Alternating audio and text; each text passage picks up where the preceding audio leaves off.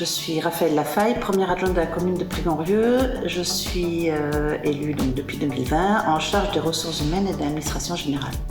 C'est mon 3e mandat. Les 2 premiers mandats, j'étais adjointe au maire en charge de l'enfance et jeunesse. La commune de Prigonrieux emploie aujourd'hui 38 agents répartis dans différents services. On en a au service administratif à la mairie, 7 agents, au service finance, service ressources humaines, des secrétaires de mairie, donc vous voyez à l'accueil quand vous venez. Un policier municipal. Au niveau entretien des bâtiments, c'est-à-dire le service ménage, elles sont 4.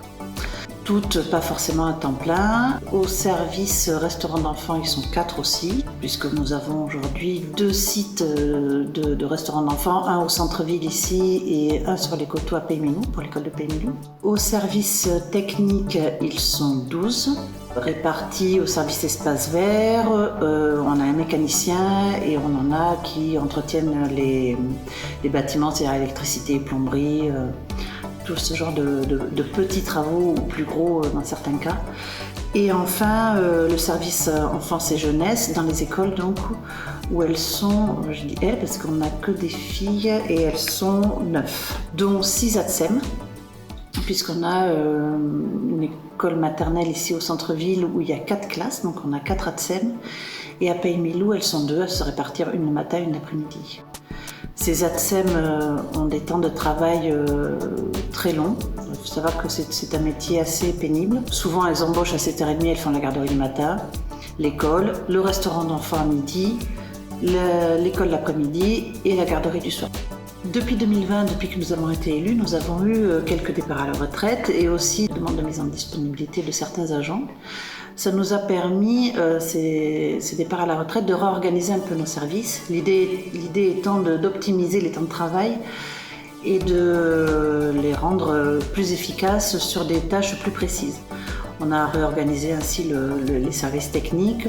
Le service enfance-jeunesse a aussi été réorganisé en partie. Alors il reste du travail, parce que tout n'est pas parfait, mais en tous les cas, on est content du résultat et aujourd'hui les agents se sentent bien dans leur travail, du moins c'est ce qu'ils nous en disent.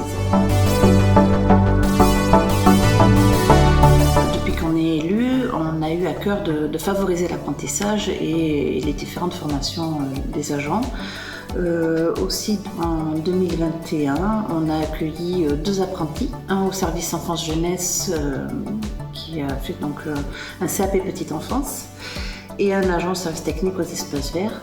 Ces agents, à la fin de la formation, on a pu leur proposer un contrat, un CDD, donc ils sont toujours parmi nous. Et on a renouvelé l'expérience puisque en septembre 2022, nous avons à nouveau accueilli une apprentie toujours en CAP petite enfance.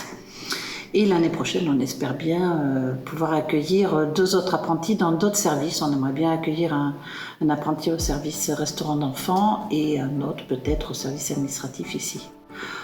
Nous accueillons aussi actuellement une personne qui fait une formation pour devenir secrétaire de mairie. Elle tourne dans tous les services, donc elle est là le jeudi et le vendredi, elle est là pendant 4 mois.